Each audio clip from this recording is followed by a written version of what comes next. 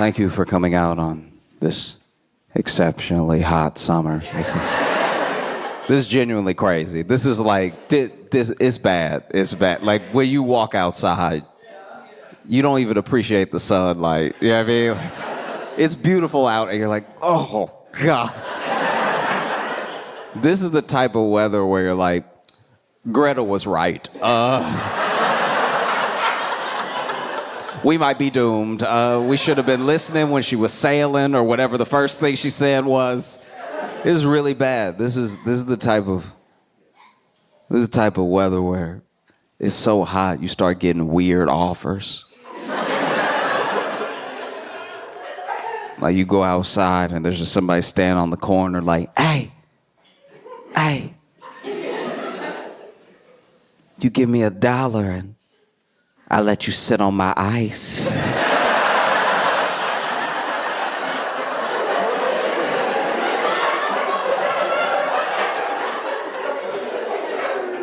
I don't see any ice out here, sir. Trust me, there's ice. There's a bag behind you. Oh, it's also tough because I feel like it changes relationships too, you know? Like, it's so hot, somebody could live so close. But the test of love is which one's leaving their apartment. You know what I mean? You know? Some you'll live next to somebody a 15-minute walk away, but it'll be like, I could die. I can't be doing that just out willy-nilly just for you to see me. We can FaceTime, all right? Like, I feel like even the way people are sexting must be different, you know?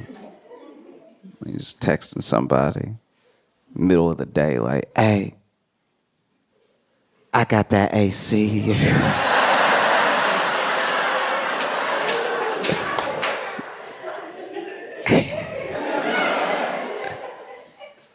Oh, no, it's not a window unit, babe. We doing central over here.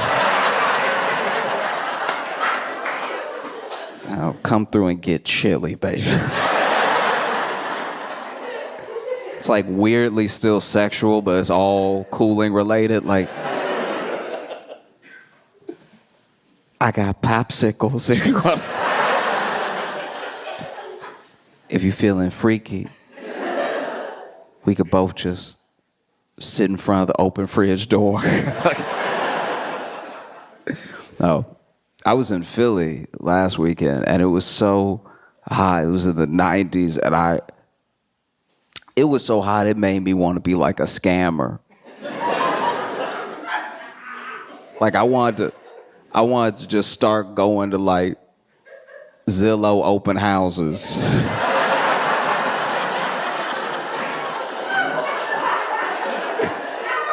Places I have no intention on putting an offer down on, just to stand to the AC, be like, oh, 2.5 bath, okay.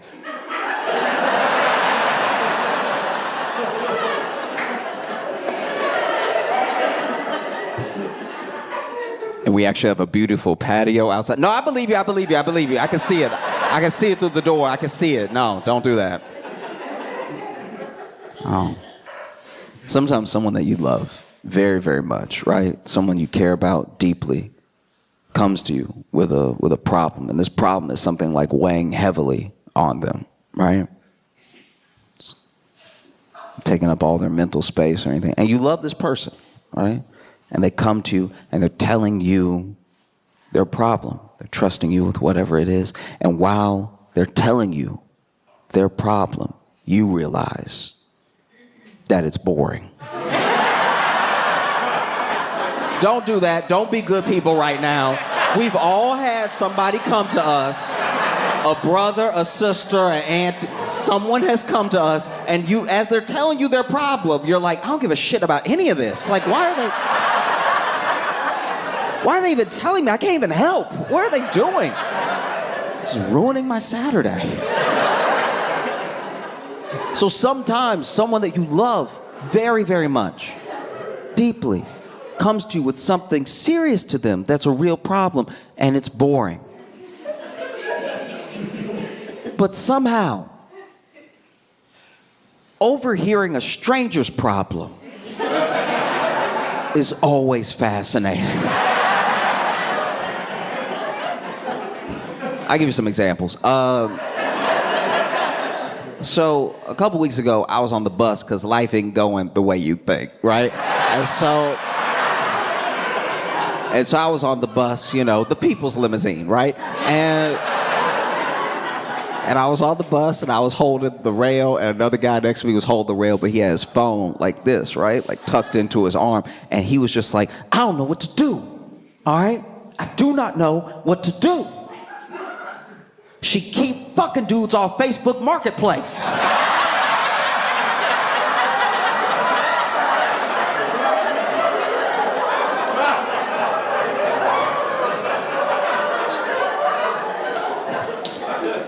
Yes, yes.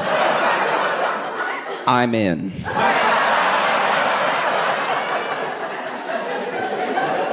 Tell me all. Because this man's on his phone like, I can't even trust her to go get a lamp.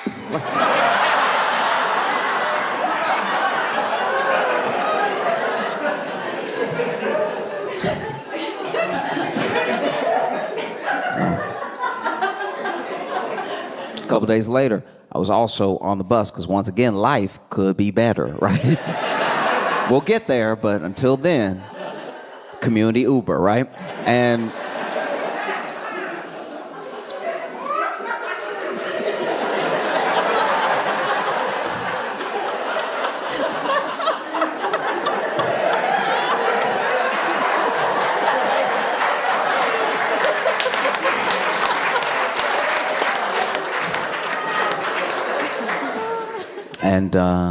as I got on, I sat down next to this guy. Now, this guy is being louder, out loud, than my AirPods can get in my ear. So I don't even feel like I'm eavesdropping now. He offering this up to the class, okay? And so he's putting his phone down when I sat down next to him, but he was, calls somebody else. And basically, he calls this next person and tells them that the person he just got off the phone with was a woman who he had been hooking up with, who just called him to tell him that she was pregnant and she was keeping the baby, right? And I don't know the best place, but the bus is one of the worst places to find out you're gonna be a father, all right? The bus is top 3 bad places to find out you're gonna be a daddy, okay? It goes jail, the toilet, the bus, right? And so this man is like, talking on the phone, and then he goes, yeah, it's wild because we didn't even have sex this year.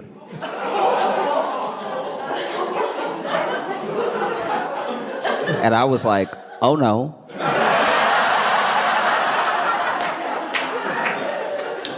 He's gonna be a father. And they kept talking. Now, I can't hear the other person on the other side of the line or anything, but I can just hear the like I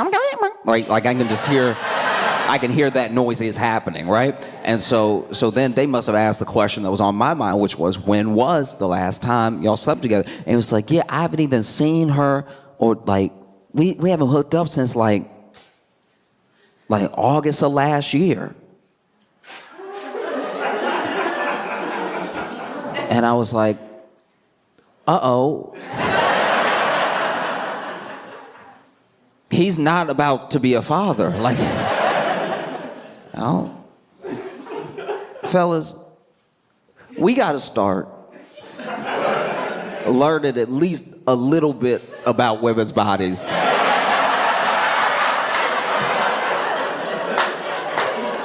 If nothing else, so we can't get fleeced like this. Like, this is... Because this man said, without stuttering, he was like, yeah, she about 10 months along, right? I was like...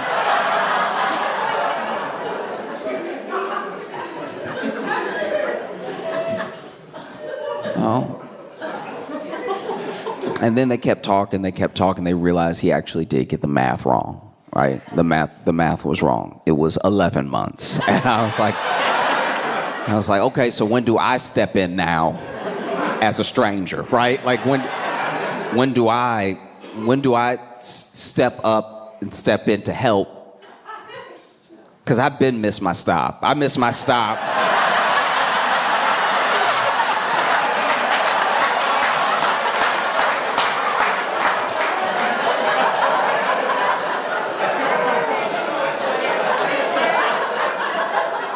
I missed my stop at 10 months, right? And so I'm at least 11 minutes that way, right? And so finally, I leaned over to him. I was like, hey, bro, I couldn't help but hear, we all heard, I couldn't help but hear, and I have good news and I have bad news. The good news is you're not about to be a father. The bad news is you should maybe never be a father.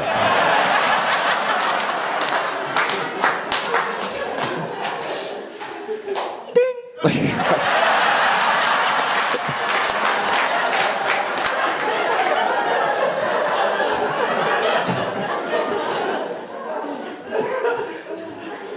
You also overhear wild stuff like the heat changes people for real. Like there are things people do in the heat that they would not do otherwise. You know, like I was walking my dog and in the background, like way down the street on the corner, I heard a little kid get into a fight with the ice cream man.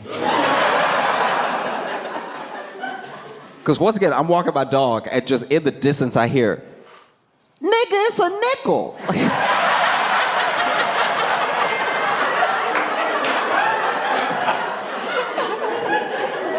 Even my dog was curious. Like, my dog and I both turned around. And the ice cream man was like, I don't care what it is, you short, little man. And this kid looked up, I don't know how old he was, looked up at the ice cream man, head can't reach the counter, and goes, your dick is short, I want my chocolate.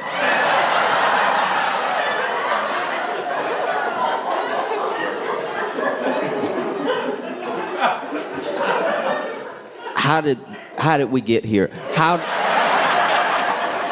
did these two individuals come together in this moment? Because one, who is this kid? But two, what happens in your life where you become an ice cream man that's really here to nickel and dime these kids? Like, that's really here to like actually buy actual nickels and dimes. Who says to themselves, you know what, I love passing out joy, but you know who needs to be taken down a peg? These children, okay?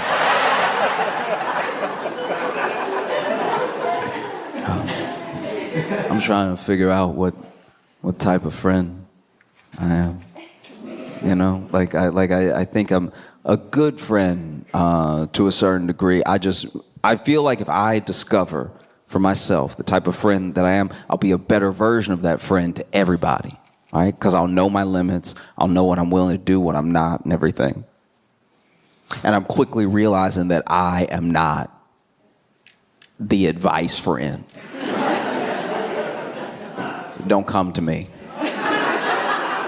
Truly, don't come to me at all, because my advice to you will be directly related to how your problem affects me. I'm trying to let everybody know that now, in case, because you know, you never know. Sometimes you meet someone at the show, y'all become friends in real life, and then maybe they have a problem, and they come to me, they're like, Josh, what should I do? I'm telling you right now, I am not objective. I'm not the one, right? Like, for instance, I have a lot of friends that are getting married this summer into the fall, right? So the big wedding season and everything. And so a couple of my friends have come to me, right? And you just need to know, if you're having troubles are normal, right? People get cold feet, people fight a lot leading up to a wedding, the stress, people's families sometimes don't get along, that stress. You know what I mean? Like, all of it is normal. But if you come to me, my advice to you will be directly correlated to if I already bought the gift.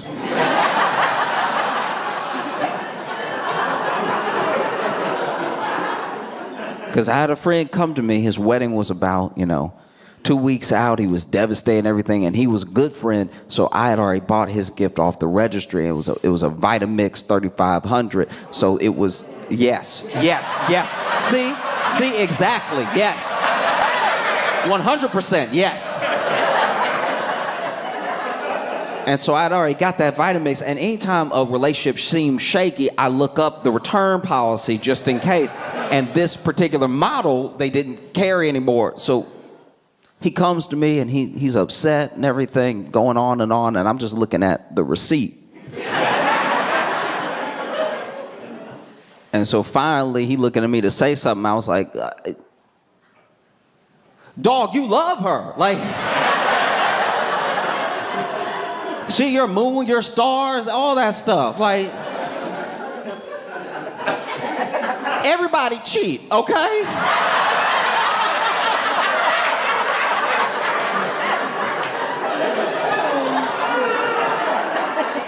She gonna stop probably, like.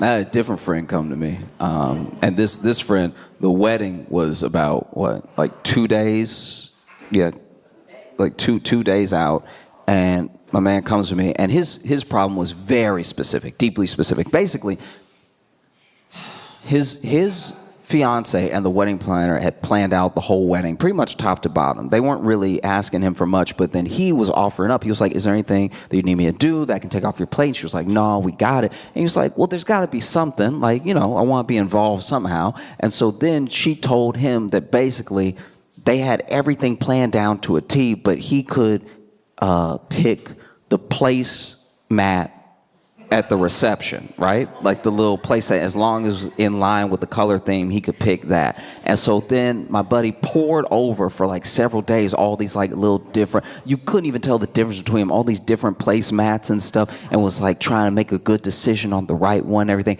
And he finally picked one, and basically it seems like maybe she didn't like it because she had the wedding planner change it last minute.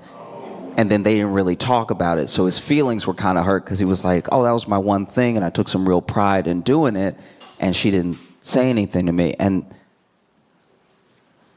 it was a destination wedding, and I hadn't bought my ticket yet.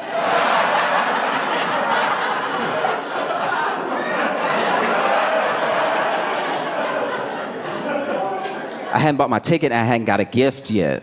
And so he was telling me about it, and I was like, I wouldn't take that if I was you, dog. Like, for real. Sometimes you gotta put your foot down, all right?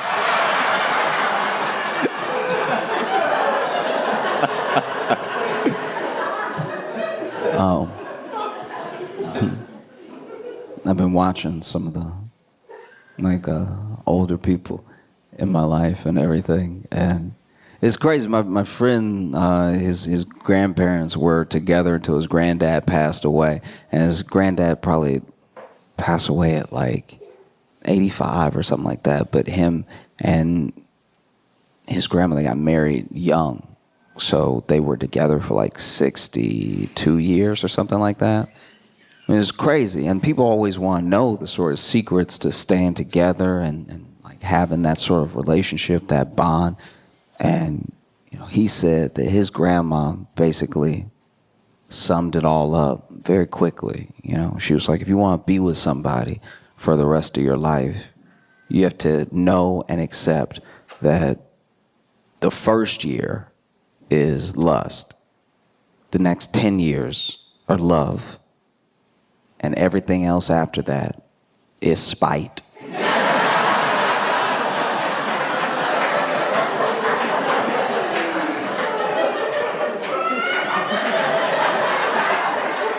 And she said spite without missing a beat. Like she's like, that's a secret ingredient. Like every day you wake up and you're like, we go to war.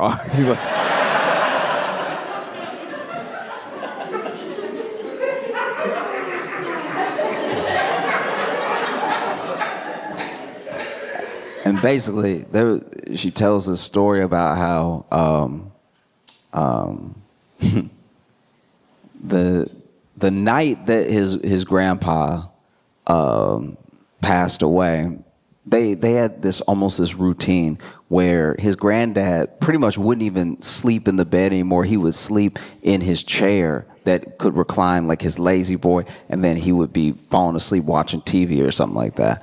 But on that night, he went to bed with his grandma, and he passed away in his sleep, which is how a lot of people want to go. It's very peaceful, you know, next to somebody you love. And then he wasn't there, but his mom was. And his mom said that when she woke up, she was getting ready and like making breakfast and stuff. And she heard his grandma from the room.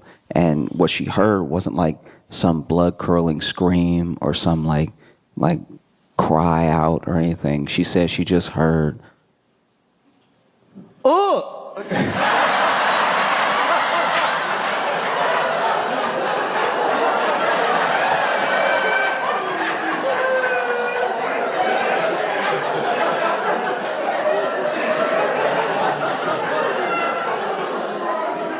What? Ooh.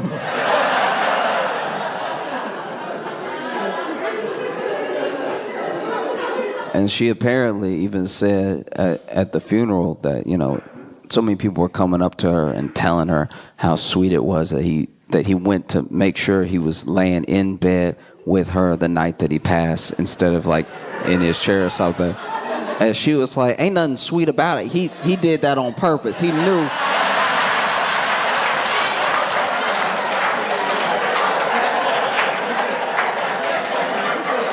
No, he knew he was gonna die that night. And he wanted to put his cold ass feet on me one more time.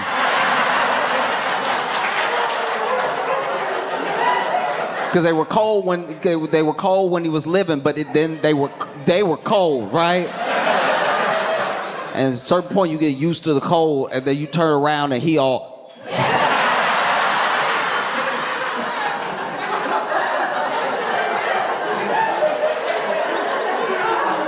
just laying up there like... And I told him, take out that trash, and he didn't do it.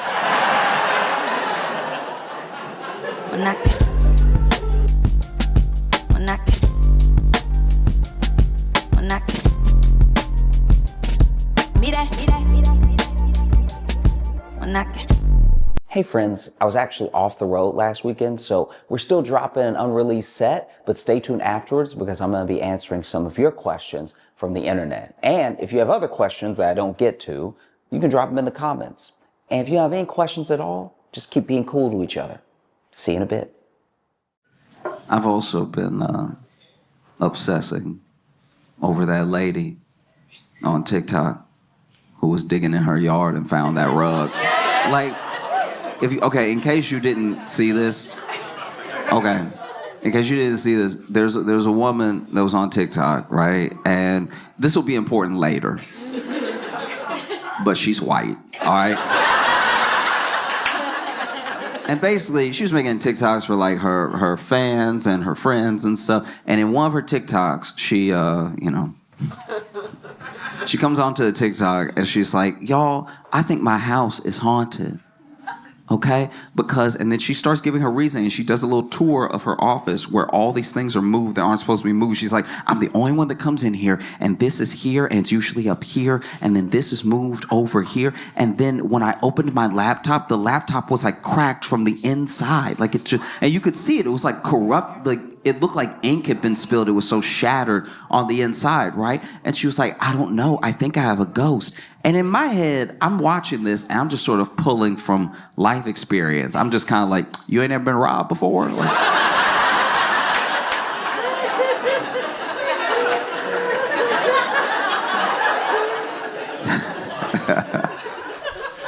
and so then, another TikTok she makes after that is she's digging in her yard. I think they're moving a fence or something. And then they hit something. And then they look at what they hit. And it's like this rug that's been buried underground, right? And it's a thick rug, too. And then she's like, making a TikTok being like, isn't this weird? And I was like, that's a body.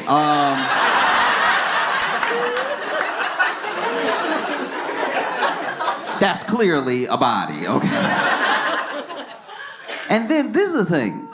When it comes to every person has different speeds that they operate at, right? You catch them on one day, they might react to you a certain way, another day a certain way. But some people do have like defaults, right? So one thing that's happened in the last like 4 years especially is that anytime a white woman's talking, we jump to Karen pretty quick, right?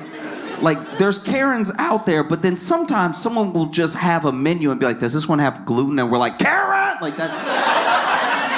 It's appropriate when it's appropriate, it's not appropriate when it's not appropriate, right? But for everything, there is its opposite, okay?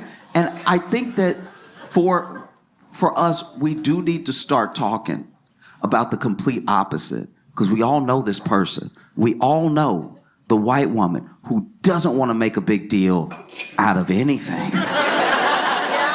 We've all met this person. She could literally be on fire. And she's like, y'all, I'm just warm. Like,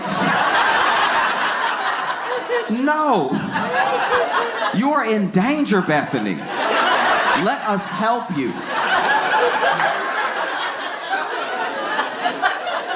You know what I mean? Like, she could call you. She could call you in the middle of a robbery.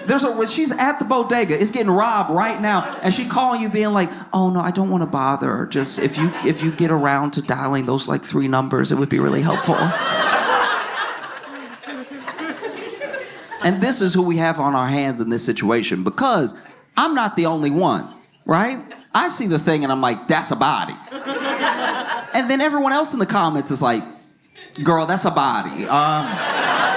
And this is the thing about internet comments in general, right? At best, almost all the time, random comments on the internet are at least not helpful. They're at least not doing anything for you when you read them, or when you posted them, they're not actually good feedback. Yeah, I mean, like, it happens a lot, especially because the internet's just out for everybody, you know? Especially on a place like TikTok. People stumble onto your stuff and then they just comment on it, whatever they think. It might have nothing to do with what you're talking about, you know? Like, as an example, years ago, I bought some nunchucks.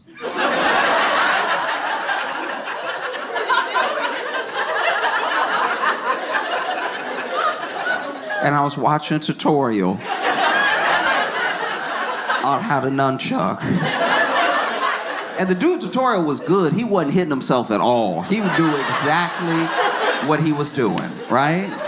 But then I went down to the comments to see if it was as helpful to other people as it was to me. And none of the comments had anything to do with nunchuck. The top comment was like, support the troops. And it's like, sure, but how'd you get that from this?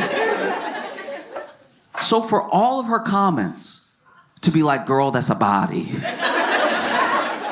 I think you should listen. You know? She made another TikTok where she was like, another really weird thing that happened was that my stepson was like going to bed and he went to plug in his phone. And when he woke up in the morning, instead of the phone being on 100%, it was on 3%. And you know how ghosts can suck up energy? I'm like, no, we're past this. We're past this. It's a body. It's a body.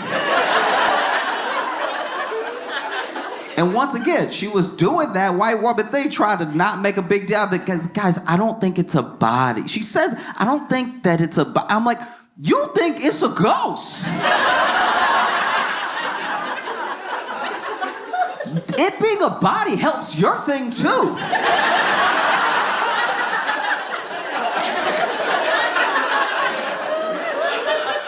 Every ghost used to have a body. Why are you acting like we're the dumb ones?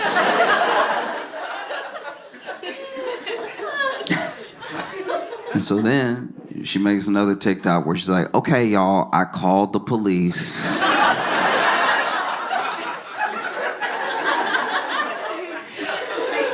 And it's funny because she describes like calling the police and stuff. And when she called the police and told them the situation, I was digging in my yard and I was trying to move this fence. I hit the rug, whatever, and the rug's very thick. We can't just, because that's the other thing. She can't just pull it up It's so heavy that it's down there. She would have to dig more to even expose more rug to even try to pull it up. And she tells the police that, and the police are like, that sounds like a body.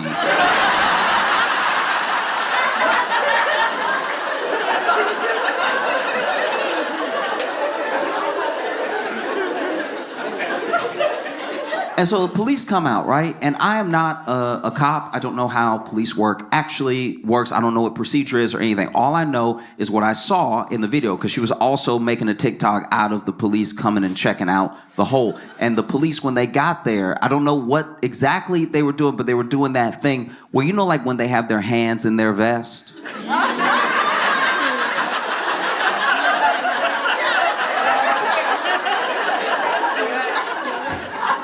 And so there was one cop that walked up and he was like,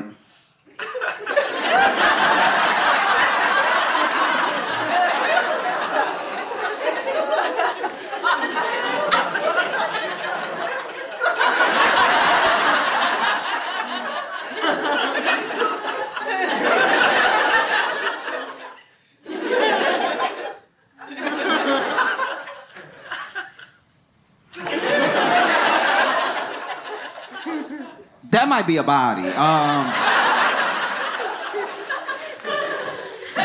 So police look it over, because cops came twice, right? Police look it over. Then part is fuzzy. I don't know what actually happened linking these two things. I don't know if the police said this to her before they left or if they called later and told her this, but basically they were like, look, it's a hole. I get that you're invested and that it's the rug, but we don't have the resources to just like do some big dig in your backyard for a case that's like not an open case or anything. There's not like some missing person or something. So we just, if you want to dig,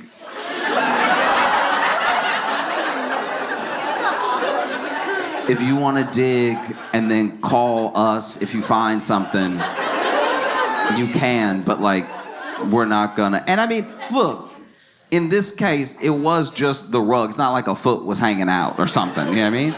And so then that was sort of that. And so she makes another TikTok where she talks to people and she's like, hey, listen, I know that y'all are all invested. I know that this is weird, but I don't have the money to just dig up my whole backyard just to try to find out what this is. Because in the case that it's nothing, I dug up my whole backyard and then I have to pay to, because it was also like going in the direction of her fire pit too, which means she would have had to pull up all that stuff. So she was like, I don't know. I don't know where this sort of leaves us, right? And she makes another TikTok not too long after that. Because what has happened through social is that we're all talking.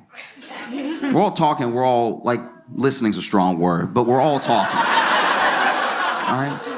But you gain the interest, and you can intrigue people from all over the world, right? And so as people are getting more and more invested in this thing, she makes another TikTok a little while later, where basically someone was watching her last TikTok about how, yeah, she didn't have the money to just dig up her whole yard and everything. And so then they messaged her and they were like, hey, I own a construction company. I'll dig.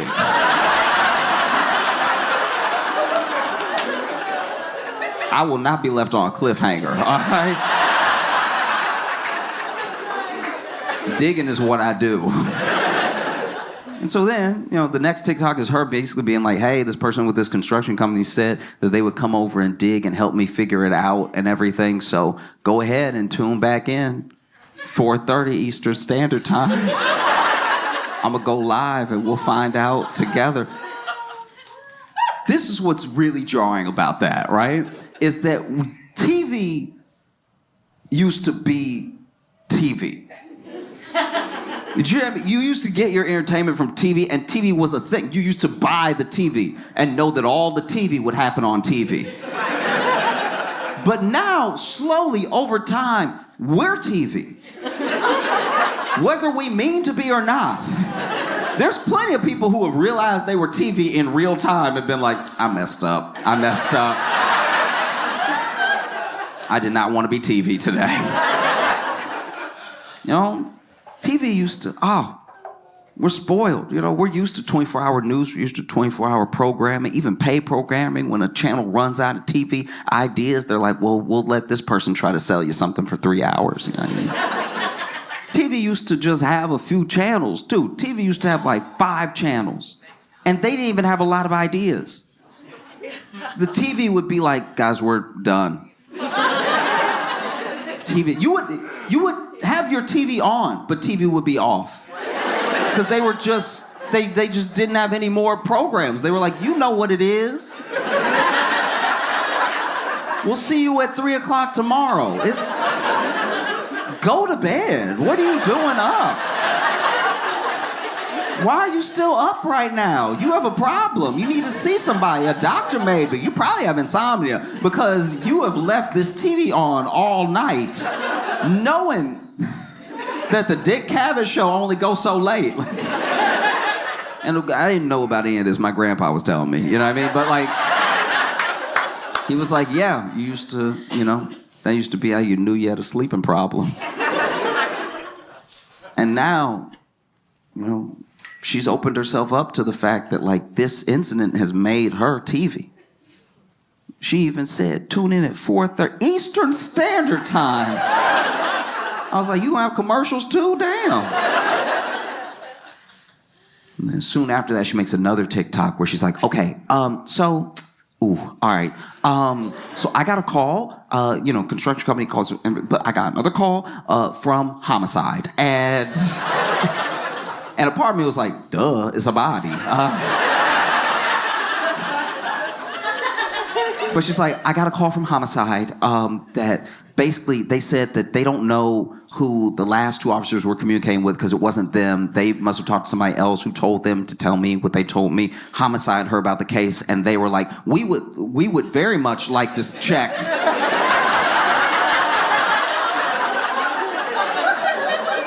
That's like our whole job, to check if that's a body.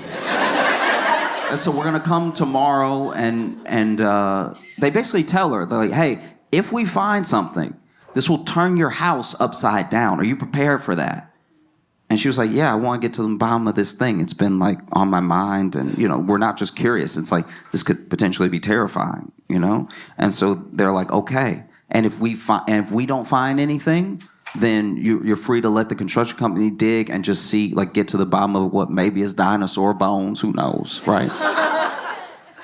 So next day comes, and she says in the TikTok, she's like, look, so still tune in at 4:30 Eastern Standard Time, but I don't know what you're gonna be watching. So sure enough, homicide comes, they bring the detectives, they also bring the cadaver dogs, right? And both cadaver dogs signal at the spot in the rug, right? And they even did in different ways, because I don't really know, I don't know much about cadaver dogs. All I know is that the first dog, he seemed a bit junior. Do you know what I mean? That first dog was just a little too happy-go-lucky. You know what I mean? Like he really showed up and was like, oh, what a beautiful day. It's wonderful just be in a yard and be able to run around, stretch your legs, and hang out with your friends and stuff. Oh!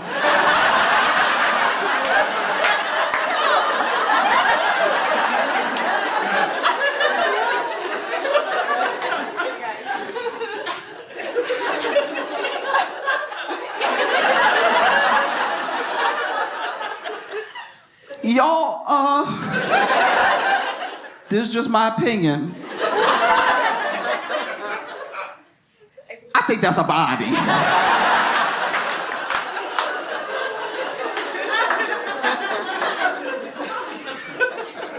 Second dog comes out, must have been more senior dog. They must bring 2 just to make triple sure, you know what I mean? Because second dog comes out much calmer, at least to me. Just, had more of a dignified gait to his walk. Walking around.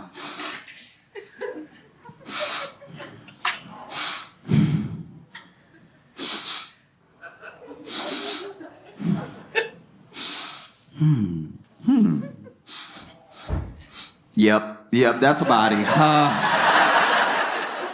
Ooh, y'all, come get me. That's a body.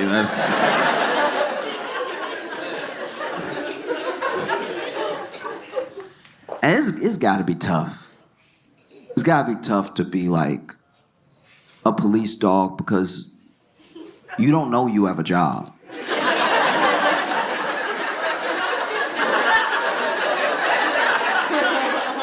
Think about a police dog, just a dog. They think they're chilling. They think their life is normal. They only have like wild reactions once in a while, you know? Like I wonder what it would be like to take a police dog to like just the dog park. Have him converse with other dogs and stuff. Running around. That house dog is like, hey, how you doing? Looking good, you know. I love a pup in uniform. Oh, this? Oh, yeah. I wear it all the time. That was, you know, you come to this park often. Oh, yeah, every day. Every day, me and my pal come here, and then, you know, he lets me run around, and then we walk home, and then he feeds me treats, and I take a nap, and the police dog's like, nap? What's that? Oh, you know when you just get tired and you fall asleep whenever you want. And it's like, okay, must be nice. You know, and you said your owner gives you treats. What kind of treats? House dog's like, oh, all the treats. It's incredible. I get like the beef treats and the chicken treats. I go crazy for the tuna treats. I try to play it cool, but I can't. They're too good. You know, sometimes I'll play hard to get, but then I'm a sucker for the tuna treats. Do you get treats? And police dog's like, yeah, I get treats all the time. What kind of treats do you get? Police dog's like, mostly cocaine.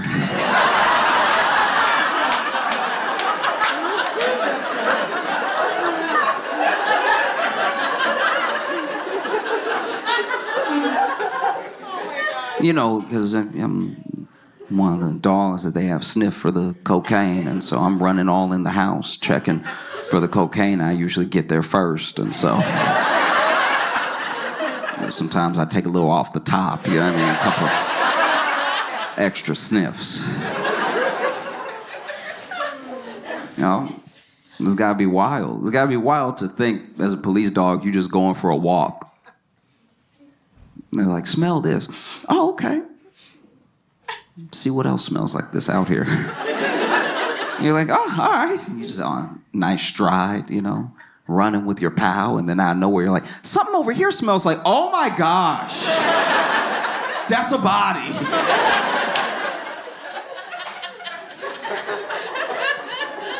So both the cadaver dogs signal, right? And when they signal, you know, she's like, oh my gosh, like, you know, she's really taking it back. And I think that's also the first time that this becomes like real, because I think, you know, I can't say what was going on in her head, but I can imagine that like at the time you're just kind of going through the motions and having your own little true crime thing. But then when there's really something there and it becomes real, like, oh, this is terrible. This is terrifying. And then the police even come over and they're like, hey, you might want to stop recording. And so she makes another TikTok hours later where she's like, hey, I'm sorry I left y'all on a cliffhanger. You know, police were like, hey, maybe you want to stop recording. So I stopped recording and everything. But yeah, there's just people all over my house and stuff. And it was just like, I think it was all hitting her at once. And it must have been overwhelming, you know? And she's even saying to the camera, she's like, and the police, you know, they appreciate the fact that I'm the one that called them and stuff like that. So it's not like they're looking at me or anything. I was like, nope. Call a lawyer. Call a lawyer. Call a lawyer. Call a lawyer. Call a lawyer. Call a lawyer now. Put the phone down and call a lawyer. Don't talk to me. Call a lawyer. I'm not a lawyer. Stop talking to me. Call a lawyer.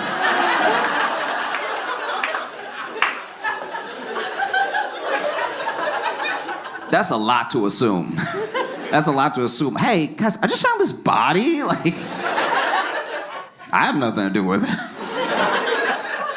You know? And it's got to be tough.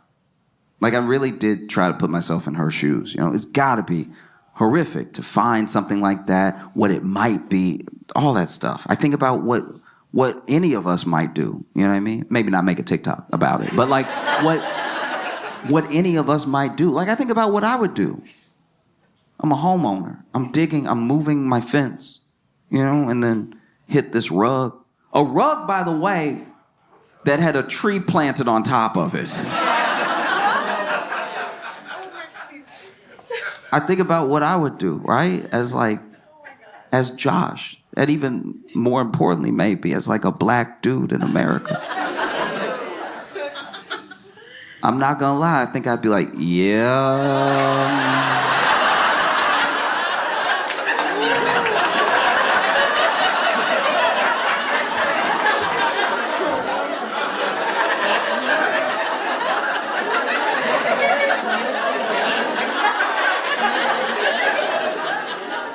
I didn't kill him. You know? So then they like properly excavate and they do a whole dig and it turns out it's not a body. Isn't it weird to be disappointed?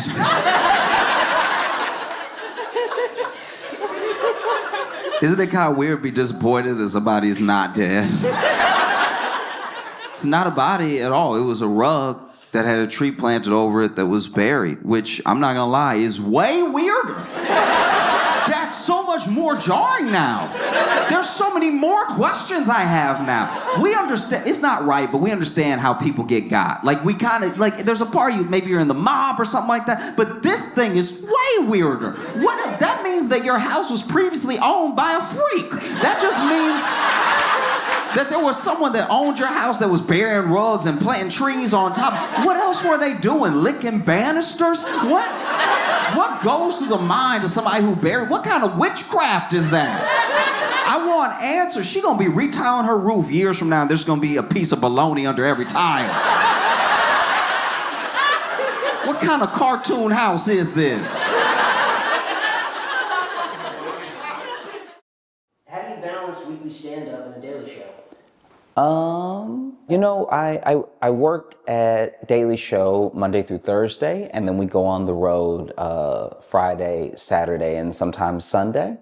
And so I know that it's a lot, but it's also everything I've been trying to do this entire time. Like these are all the things that I've ever wanted to be doing, and they just happen to be happening at once. Another thing that really gives me energy, I guess, is the people that I'm around. I get to be around the coolest people that I've ever worked with at Daily Show that are constantly like, whether it's hyping you up or you're able to bounce ideas off of them, and their enthusiasm and the way that they bring like their specific talents to the show always make me excited to be a part of it. And then the rest is just doing stand up on the road, which is just meeting all of you and, you know, doing the meet and greets when we can and stuff. And those are real opportunities to get a second to chat, even if it is just a moment where, you know, I understand, especially a late show, people are tired and they want to take the picture and go home and stuff. I'm never like thinking about it some type of way. I guess I'm more just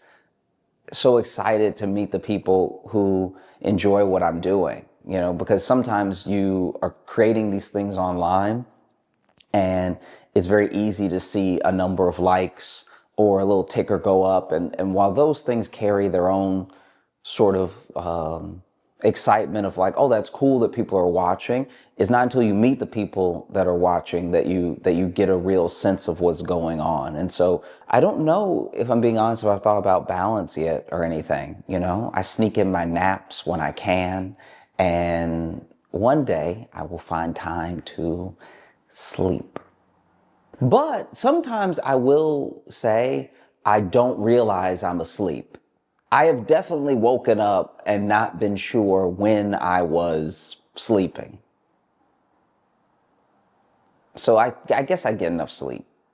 How do you take care of your mental health?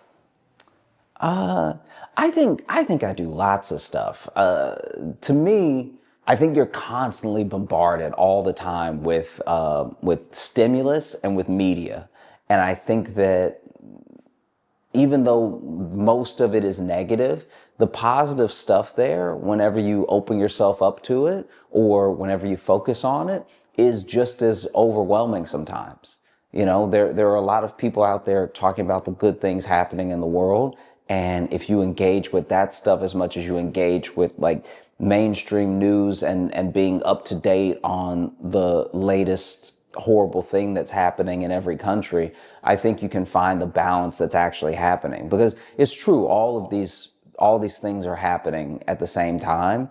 And I don't know, I think that centers me sometimes, that like as many bad things as there are that are happening, there's so many instances of us seeing like the good in people and the good in the world and stuff. And so that helps me take care of myself. I have people that I will sometimes message if I'm having a rough time, for any number of reasons, you know, just having those people really help. I think that therapy as well, depending on your version of it and what you found helps you the most, I guess depends on how often you lean on it. And so, yeah, I think therapy, I think engaging in as much positive media as I can. And I think, looking up specifically for news stories where something good is happening help me take care of myself. Why are your tickets $400? They are not. They're not. I cannot say this enough how much they are not. And because of how social works as well, no matter how many times you post that they're not, it may not reach the people who saw the thing. You know what I mean? Like we're all just missing each other because they're not at all. One of the reasons that you might see $400 tickets to my show are resellers. So I am trying to make sure everybody can come to the show. I'm trying to make sure that all the tickets are affordable, right?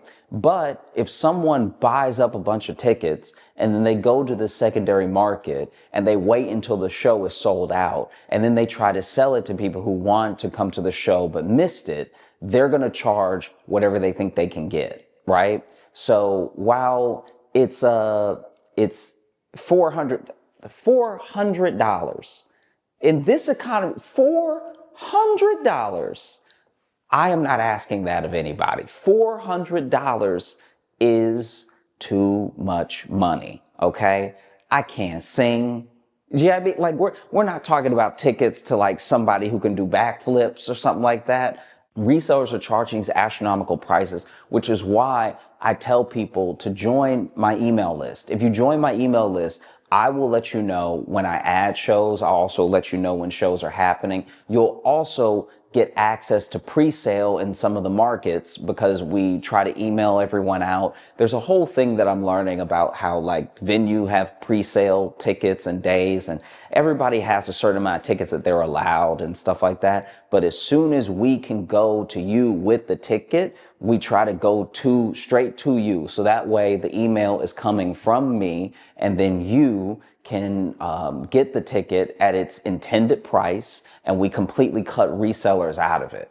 Sometimes I even lose words for how best to describe how bad of a thing this reselling is, because it cheats you out of money and it cheats a lot of people out of an experience, you know? Because let's just, for the sake of argument, say the reseller buys my ticket and they're charging $2,000. And then people are like, Josh, love you, nice little quips, nice little witty jokes online, but $2,000, no. Now, somebody who was willing to pay the like $35, $45 that I was charging for the show doesn't get to come. And then this reseller is blocking people from having a good time at the show, you know? So my tickets are not $400. If you see that, you know, not only don't you buy it, but also feel free to warn other people, hey, this thing is not real, you know? So hopefully I've spoken about it well. Hopefully. Where is your hour-long Netflix special? It doesn't exist, but I think maybe it could one day. We'll see. The reason I do stand-up is to connect with the people that I'm doing stand-up for. And that's been happening through social, through YouTube, through like live performance as well. So I feel like the connection is there, and it's getting stronger, and it's growing. And so I don't concern myself as much with like, oh, when are we going to get this thing, or can we get this person on the phone or something? Because to me, all things happen as they're supposed to in the right time. And so if there is a day that comes that I have an hour-long Netflix special, then the day that that comes will be the day that it comes out. Until then, I'm having a great time posting and writing as much as I can, and just sort of putting that stuff out there. Can you go deeper into your writing / performing process? Yeah, so I guess I don't know. I could talk about it all day. So I'll try to give like some bullet points. I think when you're writing about anything, in my experience, I think taking the things that you find funny about them and the things that you find interesting about them and believing in them are going to be ways that you connect people to the thing it is that you're talking about. Not everything is interesting, and maybe everything can't be made interesting by a specific person. But I think if there's any like gold that you actually find in something, someone else will connect with that. I think the missing connective tissue sometimes is belief in the thing that you're talking about, and it's in a full understanding of what you're trying to say. And so whenever I'm writing anything, I'm trying to make sure that I'm fully distilling the idea down enough that if you don't know me, and if you don't know what I'm like, and if you've maybe even never watched stand-up before, you'll still get what I'm trying to say. And I think that is one of the main things I look for in what I'm talking about and how long I want to talk about it. And then I think that sort of all of life informs other pieces of it. So if I may be talking about one thing that has nothing to do with any of the other topics I bring up in my mind while well, let me see, now I'm rambling. Hold on. If you choose a topic to talk about, right, it may seem incredibly isolated. It may seem like one of its kind. But because of how long humans have been around, and because we have cyclical behavior, it's not. So no matter what the thing is, there's something like it that has happened before, even if it's only in spirit. And so I think that as soon as you pick something to talk about, you can find things that are similar to that thing, that maybe someone might not understand thing A that you're talking about, but they've experienced thing B.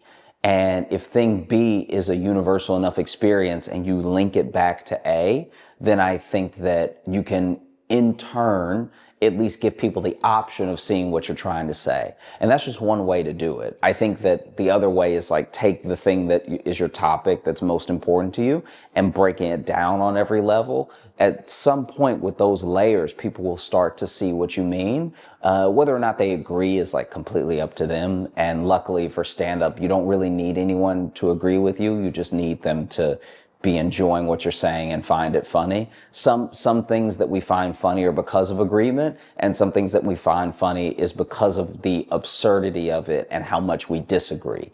And so I think that in those ways, you don't really need to have the way a lawyer does an iron tight argument. You more just need to have all of your points built out and know exactly what you're trying to convey. And then that will be the link between you and the people that you're sharing with. I think that, yeah. Thanks so much for watching. I appreciate you so much. I look forward to seeing you on the road when I come to your city. Make sure to join the email list. It's at joshjohnsoncomedy.com. And I look forward to making more videos for you in the future. You know, I really love what I'm doing right now, and you're part of why I love it so much. Yeah. Till next week. So when I swing my legs, are you getting that? No. Oh, you're not? Okay. that would be my undoing, because they are nowhere near. And it's like, it's hard to take a man seriously when they're swinging like this, because it's a natural thing. Like if they were on the ground, they would be planted enough that it wouldn't be a big deal. But because they're so free, because my knees are really off the edge, there is a dangle that's not only a bit dainty, it's a bit whimsical too. It's not the right vibe to try to be. The shoes are also Velcro too, so that... Yeah, okay. These actually aren't my normal shoes. I wore these because I lost my shoes. And so I'm still looking for my real shoes. But then until then, I have these on, and everyone has been looking at me like I need help. I have not encountered anybody in a store or on the street that has seen my shoes and not been, let's just say, extra nice to me. Dangling in Velcro shoes, it's not the look for a grown man. You know what I mean? Like, this is,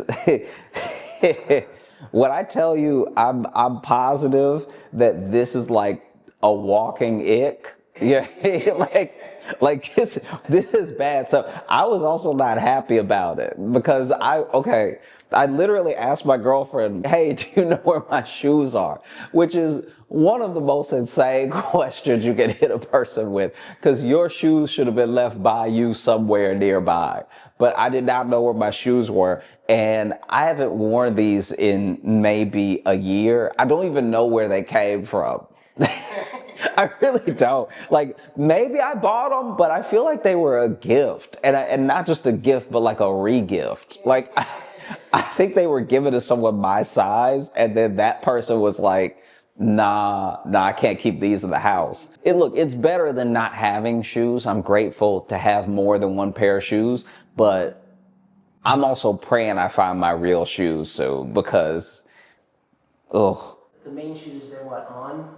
On clouds, yeah. When are you going to get an endorsement? I mean, you have those on every show, every stage, all over the country. That's up to On Cloud. I wear them because they're comfortable. But an endorsement would be nice. That would definitely buy some more On Clouds. Yeah, they might as well endorse me. I would just give the money back to them almost immediately in On Clouds. Please make it loud for Josh Johnson!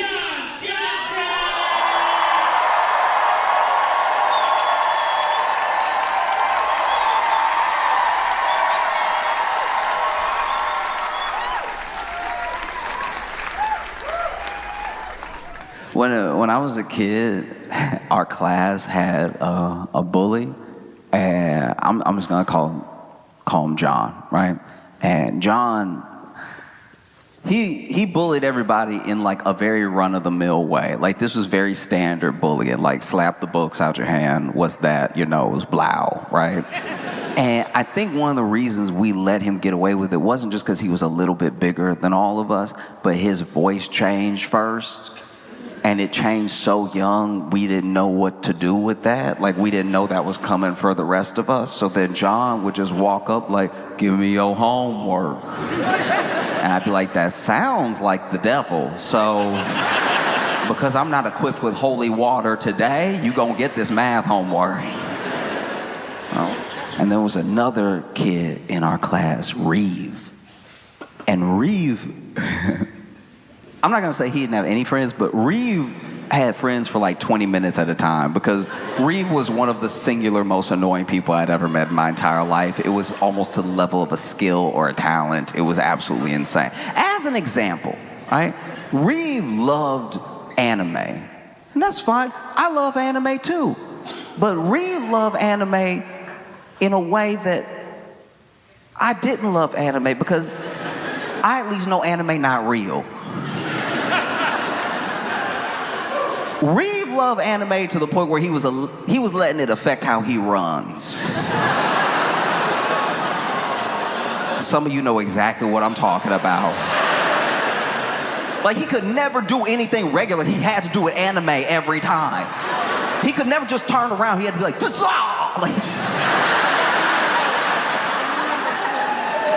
You ask Reeve a question, he doesn't know the answer. He can't just think about it. He has to go, It's like, as a fellow anime lover, I'm like, dog, chill. You making us look bad. Stop. Please. Oh. No, it was insane. And one day, we were at lunch, and Reeve was trying to make his carton of milk explode, right? You know, with his powers. And so he holding his hand over the carton of milk, not touching it, holding it over.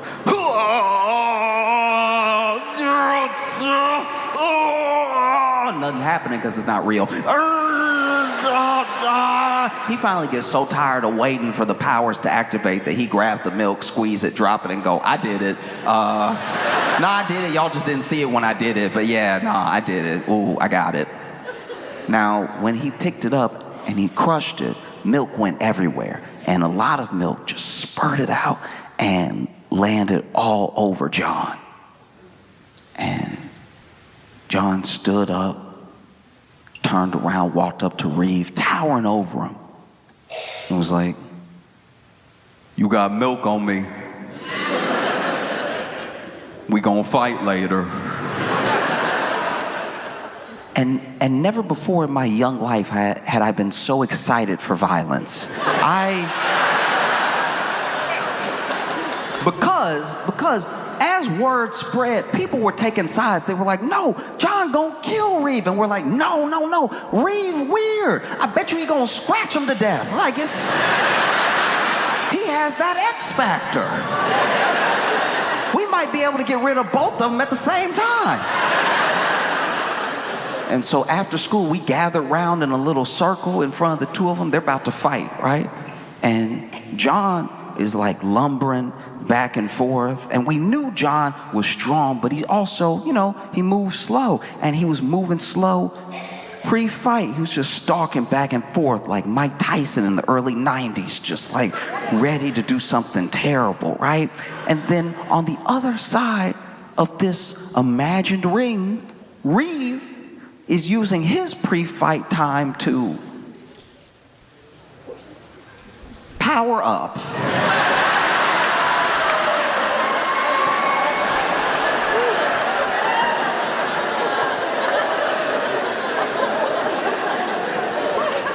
I've watched a lot of anime, and I've never seen what this child did next.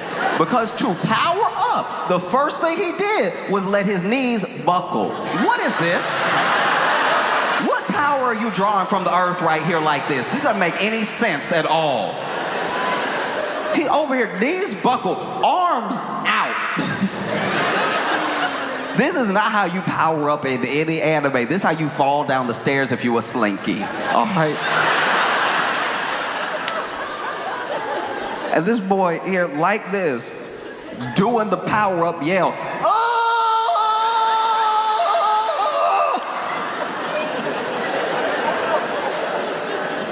And then the fight starts, and the fight starts with Reeve attacking John, right? Coming right at him, but he coming at him in the power-up stance. So he over, oh!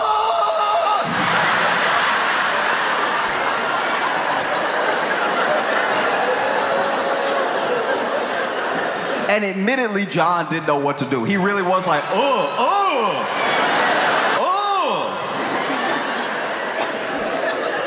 And so they start fighting, and kind of what we thought was gonna happen happens. John is big, he's strong, but he telegraphs all his punches, and he's slow.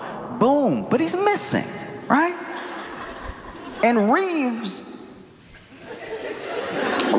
attacks.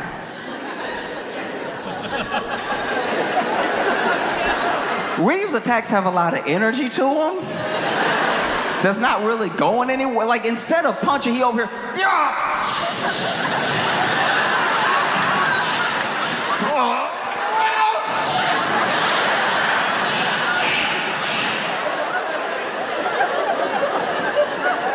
and so he's fast enough getting out of John's way, but he's not doing any damage. And so John over here punching air, and Reeve over here throwing air. So it's not really a fight. But I really was gathered around all those people, shoulder to shoulder, watching two of them go at it like fight, fight, fight, fight, fight. First time in my life. Fight, fight, fight, fight. So when I think about Elon and Trump, right? It's like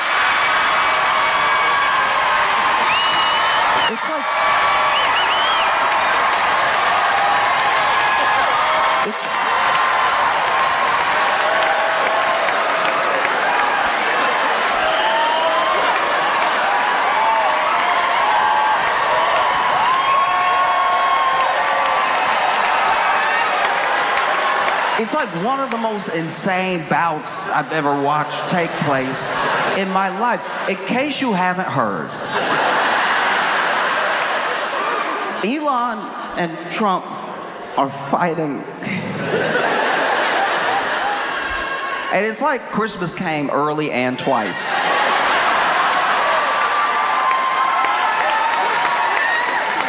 Like, the only person calling for peace is Kanye West. That's crazy.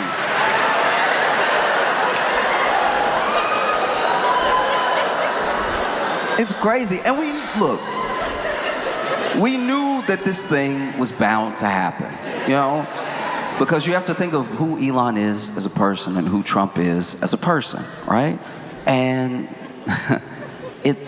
it's wild because one, richest man in the world, one, most powerful man in the world and everything, but they had a shaky alliance from the start because I don't think we gave Trump in the moment enough credit for how nice he was being to Elon.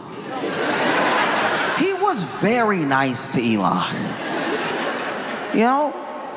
Because Elon, weird.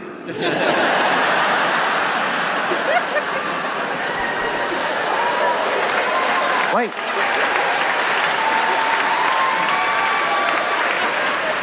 Elon weird, and Trump didn't say anything about it the entire time, acting like he didn't see it. Like, that's not who he is as a person. Trump is a natural bully. Like, that's what he does, you know?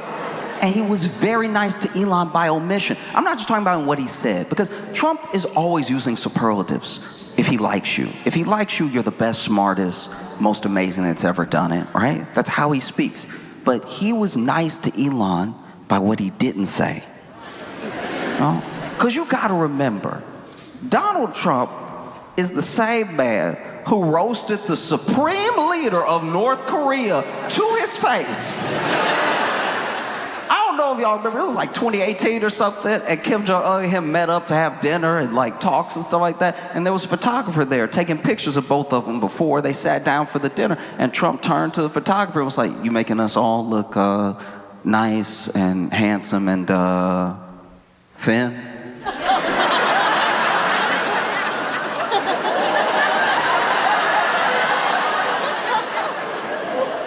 A lot of people think Kim Jong-un doesn't speak or understand English. He understands English. He consumes a lot of American media. And Kim Jong-un was even standing there like, did he?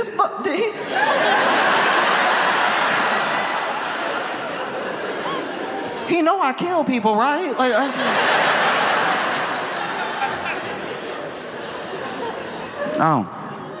that same guy was very nice to Elon.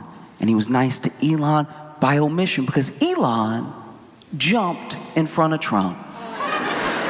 You saw the jump. The world saw the jumps. Trump invited Elon on stage, and Elon walked on stage like,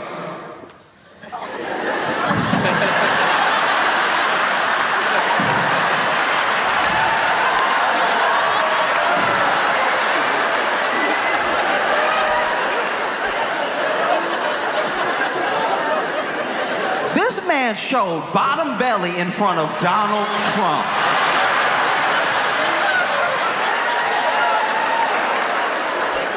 This grown man showed full belly button, broad daylight in front of Donald Trump, and Trump said nothing. Acting like he didn't see it. Just let that dude start talking right after. That was wild. Elon jumped because he was excited. And he was excited because what was about to happen had never happened before. Never before, right? Obviously, Elon, richest man in the world, and as long as there's been money infused in politics, the wealthy have had a ton of influence. That's nothing new. What was about to happen was unprecedented. This rich man was about to actually get to go in the government himself. No back channels, no liaisons. He was going to go in the government himself. He was going to end every investigation into him and his companies. He was going to fire everyone investigating. He was very excited. And I guess he was more excited than any president we've ever had, because all of our presidents have kept their feet on the ground the entire time. There's no old footage of Kennedy, like, it doesn't exist. There's no portrait of Thomas Jefferson, like, no, get the one where he was getting air. That was... This man jumped in front of Donald Trump. Trump said nothing. Elon laughed in front of Trump. As someone who has traveled the world and continues to travel the world, making people laugh, I've heard all types of laughs. And believe me when I tell you, Elon laughed like he throwing up.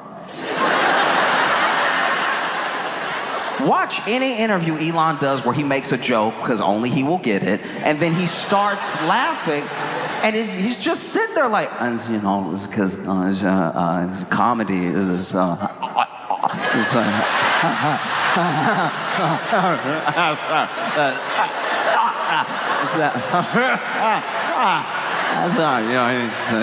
funny with jokes.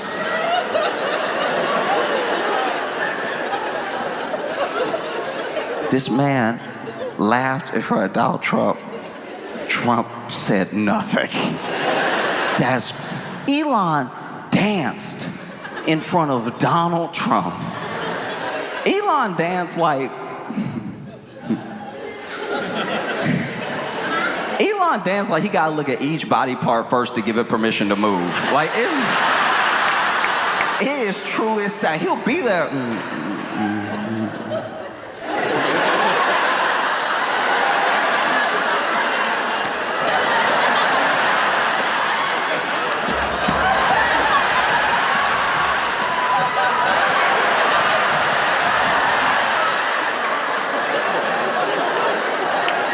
In front of Donald Trump. And Trump didn't say a word. That's like sitting Eminem down in front of a yacht going 40 knots, holding 30 thoughts who are each holding bulbs that are 20 watts, and he can't rap about it at all. That's his whole thing.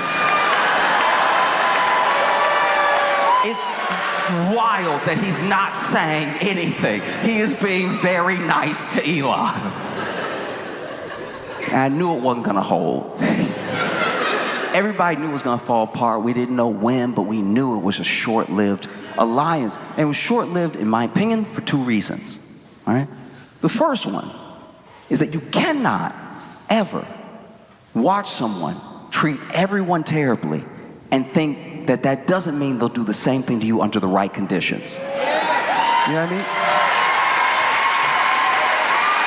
And I should be clear here. I'm not talking about someone who has a bad day, someone who's in a bad way at the moment. We're all human. People have bad days. I'm talking about someone who, by and large, treats people terribly, but is nice to you. It's only for right now. As soon as you're in the position the other people are in, they'll treat you the same way. And if you don't think so, you're a fool. And both of them, without exception, think that they are the exception. Oh no, I've seen him scream at everybody and, treat them like trash. It won't happen to me though. All right? One has the most money in the world. One has the most power in the world. But neither one of them have respect for anybody. And the three things that men like them seek, and I think that they seek them because maybe they're the only things that they care about, or maybe they truly believe that if they get these three or enough of them, everything else will fall into place. But men like these men are obsessed with money, power, and respect. You can't have all the money in the world, you can have all the power in the world, but a lot of people conflate fear with respect. And they're not the same thing. You know, you can be afraid of what someone could do to you with all of their money. It doesn't mean you respect them. You can be afraid of what someone can do to you with all of their power. It doesn't mean that you respect them. And you know it because as soon as the money is gone, the respect is gone. As soon as the power is gone, the respect is gone. And there are plenty of people. There are plenty of people I've known growing up in my life, men that I looked up to who did not have any money. And they didn't have any more power than enough to control themselves, but I respected them because of how they treated people, how they carried themselves. And respect is the one thing, one of many, that can't be bought and it can't be forced. And neither one of them really get that. And they don't respect anyone. So eventually this was going to come to a head. And I knew it was starting because Elon truly believes, he's even said so, that he bought Trump that election. You know, he spent $250 to $280 million in the election. He believes, look, you lost the last one, you won this one. I'm the difference. I'm the deciding factor. I got you that election. And you're not going to convince a man like Donald Trump that you got him anything. He's like, that's my base. Those are my voters. They like me. They don't like you. You didn't get me anything. I'll gladly take your money, but you didn't get me the election. I got it myself. That was always going to be a sticking point. And so then Elon took that belief and he took it to a local race in Wisconsin, right? And he was even doing like little $1 million raffles if you vote for the person who wants you to vote for. It was very confusing how it worked. Like I didn't get it at all. And he even went to Wisconsin, was stumping for this person, was there in Wisconsin. And then the candidate that he backed lost by double digits. And it's because people see how much money he has. He's the richest man in the world, but they don't like or respect him. He hurt that candidate by being there and by doing those raffles. It would be like if someone came to you, and let's say in this scenario, you know, you're working and you're doing all right, you're getting by, and maybe sometimes it's paycheck to paycheck, things get rough, right? But someone comes up to you and they're like, hey, you just won the lottery. And you're like, what? I didn't even enter. Don't worry, we got you. What? I won how much did I win? $1 billion. Going from paycheck to paycheck to $1 billion. That's crazy. And you're like, there's got to be a catch. I didn't enter any lottery. What do I have to do? And they're like, that's simple. You just have to hang out with Elon for the rest of your life. And at least based on what those people did in Wisconsin, they were like, you know what? Actually, my job at McDonald's is perfect. I really like being customer facing. I like the rapport I have with my coworkers. Just keep that money and him away from me, please. Because he could not buy the race, because as much money, don't get me wrong, $1 million, ton of money. That's a ton of money. And people have done way worse for less, but at a certain point, people reach their breaking point. And they're like, no, I have enough respect for myself, I have enough respect for my community, for my state, to not just vote this way, just for some money from a guy who I know is a bad actor, you know? And once that happened, I knew it was probably up for Elon. Because he lost that race. He hurt that candidate by going there. And if there's one thing Donald Trump hates, is a loser. And you could see some of the shine wearing off of Elon. Because initially, when the administration started, they protected Elon heavy. Anybody said anything about him, anybody did anything, they were on it like that immediately. But then Elon started getting on people's nerves. You know, initially, when they won, somebody would ask a question, they'd shut it down to the media. Elon is a patriot. He's helping clear this government of waste, fraud, and abuse. You leave Elon alone. And then people started to rebel against Elon specifically through Tesla. Tesla's stock started plummeting. People stopped buying Teslas. And then people started vandalizing Teslas. They started blowing up Teslas. And then Pam Bondi came on the news and was like, if you vandalize a Tesla, we will find you. We will prosecute you. They were helping Elon a lot. Trump even turned the front of the White House into like a dealership for a day. And he had Elon there, right? They were doing their best to help Elon. But then as you saw the months go by, they started mentioning him less. You started seeing them together less. You could tell this thing was waning. And then, how I know that they had stopped protecting him, his 130 days was up as the Doge, like, daddy or whatever. Like, I don't know what this job is. Like, depending on who you ask on what day, he's like an advisor, but he's the leader, but he's not involved. It's like, it's all very weird, but he can only do it for 130 days because as America, we only have like 3 laws left, and one of them is that you can't be in a made-up position for more than 130 days. And so it was like time. And so it was time for him to go, right? And it being time for him to go, he asked Trump if he could stay. And Trump was like,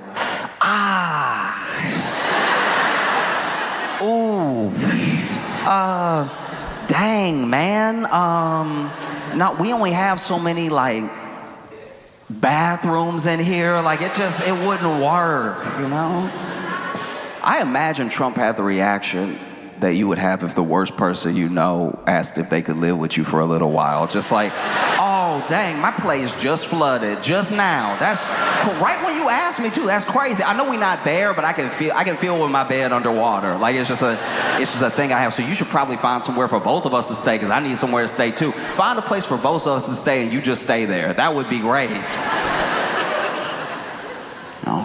And so Elon, shows up for his last day at work, and the president is in the Oval Office with him, honoring him, giving him a key to nowhere. And one of the ways I knew they had stopped protecting Elon is because there were like 2 publications that came out, one the day before he left Doge, one the day of, and both those publications from like high caliber written journalism basically said, headline contents were basically, did y'all know he was a crackhead? Like, he'd been a crackhead. That's crazy. Elon a full crackhead. I had no idea. They were listing the drugs he was doing. They're like, he does cocaine, he does mushrooms, some hallucinogens and everything, ketamine. Horses can't keep up with Elon. Like, he really out here a full crackhead. That's wild. And then, to prove the doubters, the detractors, what Elon would call the full-blown liars wrong, he showed up to the Oval Office for his last day of work, higher than his rockets go. This man was in the Oval Office standing next to the President of the United States, tweaking. This man was over hitting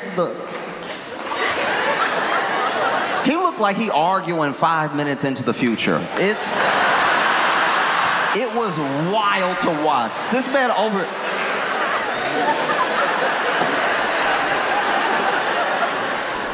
could not stop moving. At one point, you have to watch the video, but the only way I could describe it is he felt like a slow Michael Jackson, right? He was just over here like...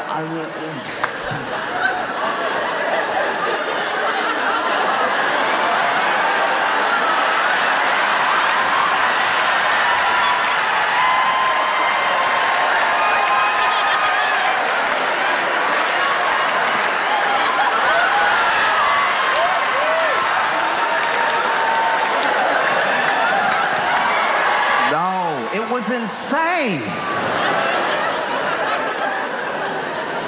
This man next to the president cracking out, and Trump said nothing.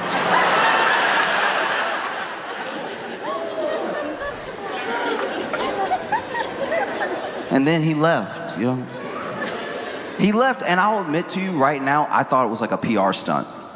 I really did. I thought that he was leaving, and then he'd just keep running Doge in the background, and this would take some of the heat off of him. Now you wouldn't think of him so directly. People wouldn't attack his businesses so hard, because in the time that he entered politics to president, he's lost somewhere around like $100 billion or something like that. And it's all like...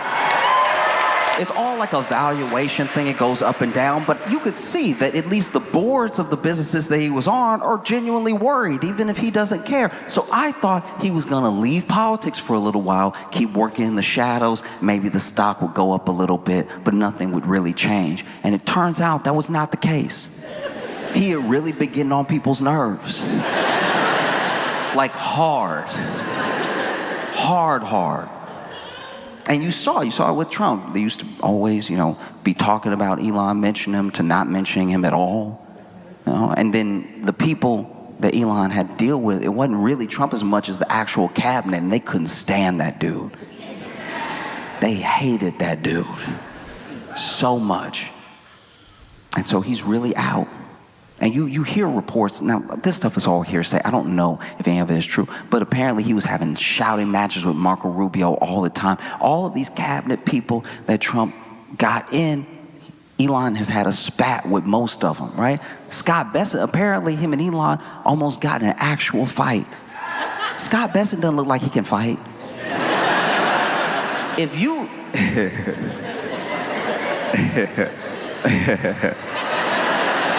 If you don't know what Scott Bessent look or sound like, just imagine if like printer paper came to life. Like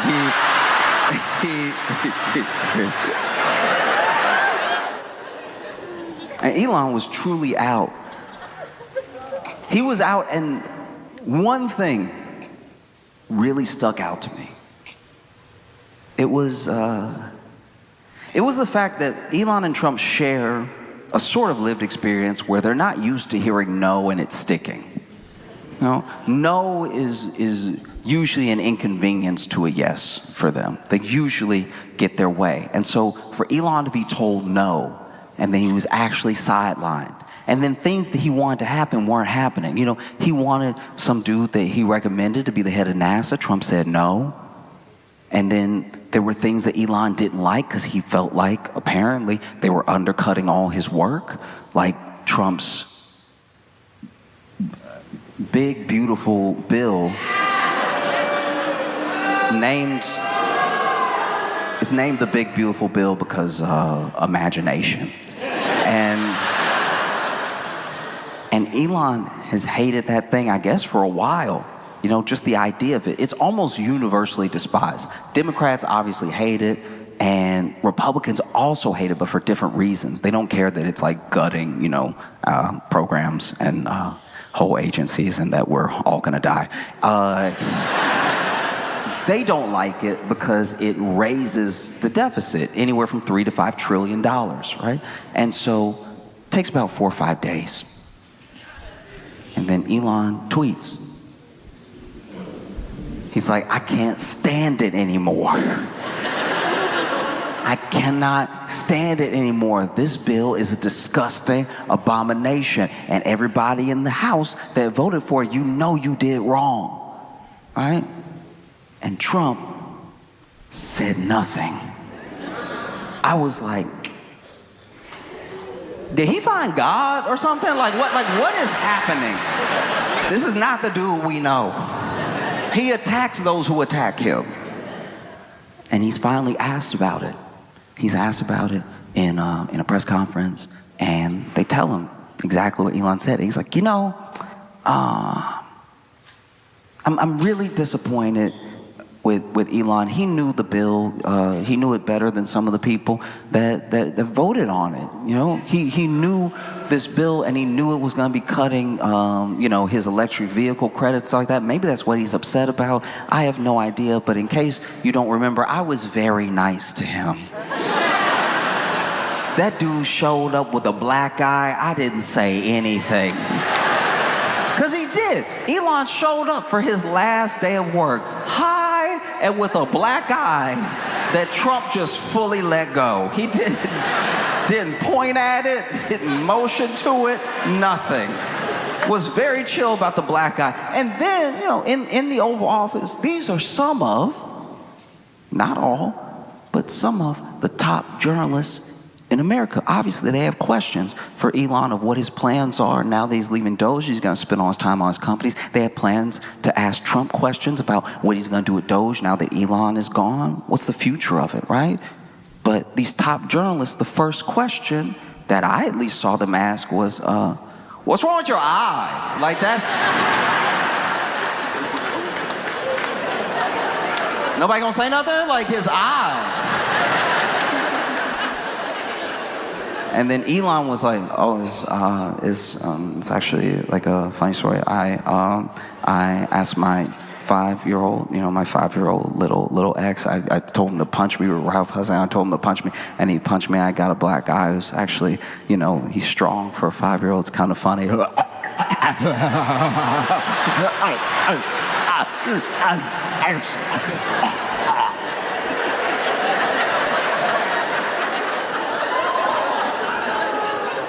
Elon said he had a black eye because his 5-year-old punched him.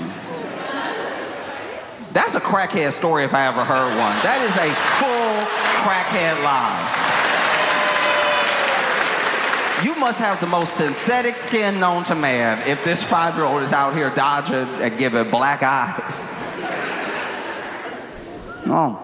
And so Trump was like, look, maybe we'll go on to have a great relationship. Maybe we won't, because that's the thing. People come in here with us, they like being here, and then when it's time to go, they either embrace it or they lose their minds. You can tell who broke up with who by how people move after a breakup. You know what I mean? Because while Trump is talking, Elon is tweeting. He's tweeting, and it's a lot. This dude goes all the way back to Trump's old tweets from like 2013, 2015, where he's like, I can't believe what they're doing with the spending bill. This is such irresponsible spending. If you have this much of a deficit, you won't have a country. And he's going back and showing all these old tweets, and he's quote tweeting them like wise words.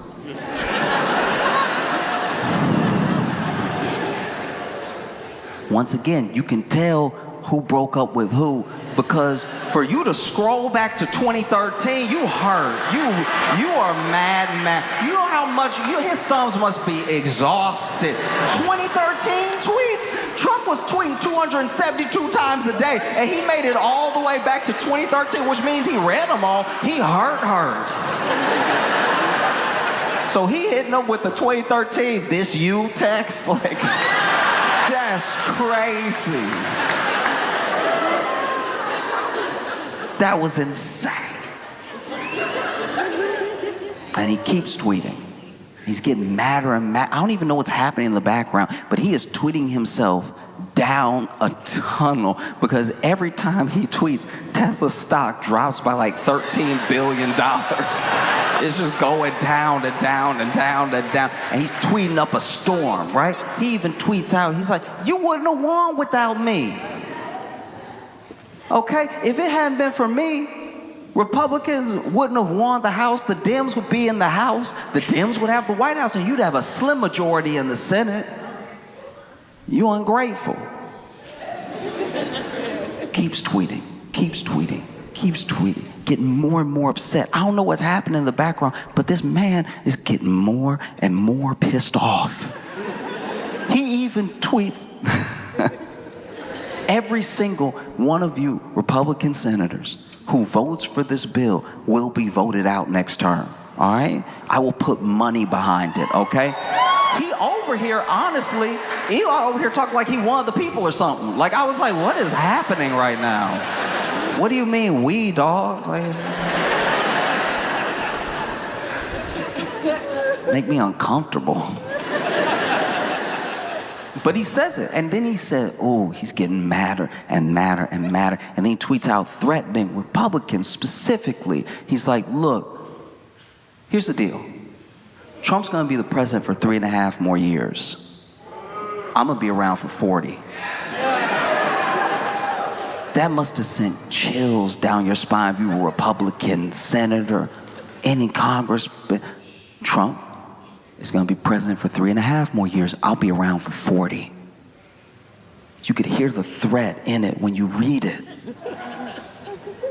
Trump is going to be president 3.5 more years. I will be around for 40. And I was sitting in my room like, Not on crack. Like, not on crack. Like, that's not, you must not know what crack is. Like, that's not nutritious at all. The crack is not good for you. You should not have crack. Be around for 40. All right.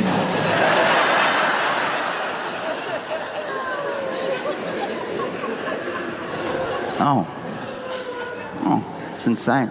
And then Trump finally tweets. He's had enough. And you can tell he's had enough because we know the type of man Trump is. We know the type of figure he is, the type of president he is. He's had enough of this, and he's been holding back. He's been very nice to Elon. I'm sure in his head he was like, I've been very, very nice to this dude. Elon acts and moves like he snuck into a body.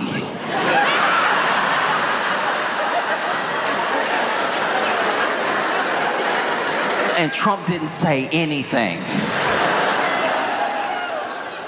Trump is over here like, I didn't mention the jumping, the laughing, anything. This man blew crack smoke on my shoulder, and I was very nice to him. And so then Trump tweets out, he's like, hey, yo, one of the easiest ways for us to save billions and billions and billions of dollars is just get rid of all of Musk's government contracts. That would do it quick. And then Democrats were like, do you mean it? Or like, are you just mad or do you mean it? All right, I was just asking. Okay.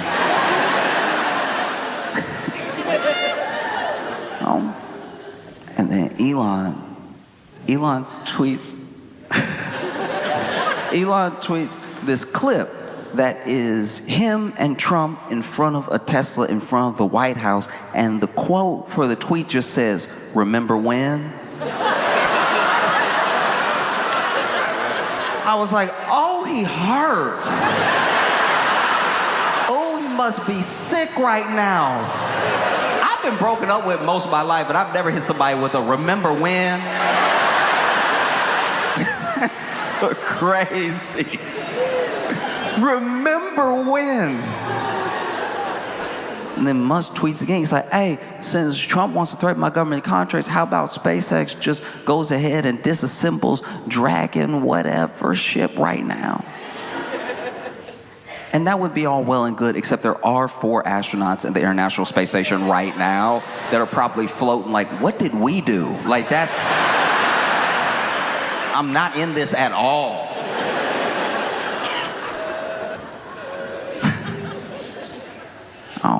Because they're mad, furious, going at each other, you know? And then, I don't know what pulls the trigger, you know? Trump tweeted one more time, and it still felt very reserved. It felt very nice. He was like, look, I don't care if Elon turns against me. I want the big, beautiful bill passed. He can just deal with it. Let's get this legislation done, right? And then Elon tweets out, all right, time to drop the big bomb. Trump is in the Epstein files. That's why they haven't come out yet. Have a nice day, DJT. You can tell who broke up with who, because the person that gets broken up with is the one that tries to ruin your life and tells you have a nice day in like the same breath.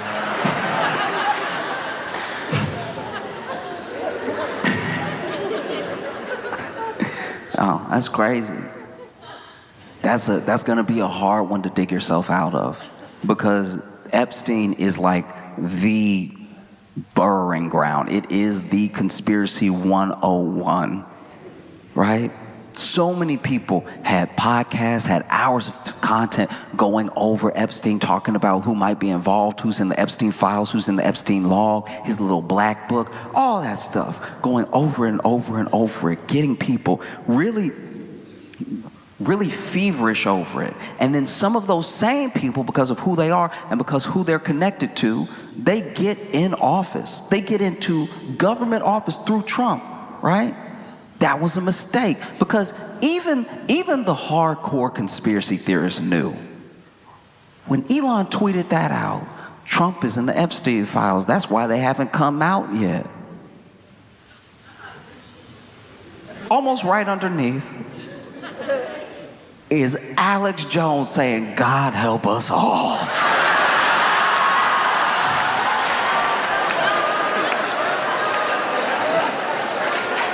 Elon done got Alex Jones press.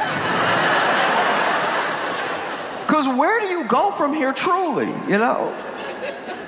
Where do you go? Because those same people who were talking about, if they just let me in a room full of files, I'd find the Epstein files in 5 minutes. Just let me in the room. And now you're in the FBI. And so when people ask you, what's up? And you're like, actually, it's nothing. Like, don't worry about it. Nothing happened.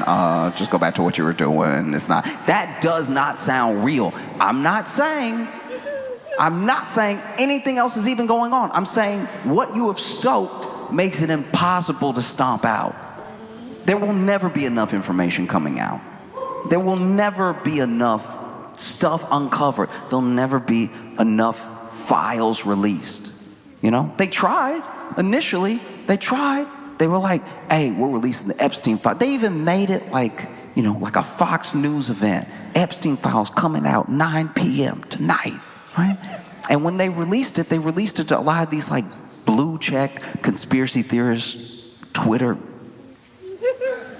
influence. I don't even know what it's called, but they released it to them. And those people were on fire. Those people were pissed.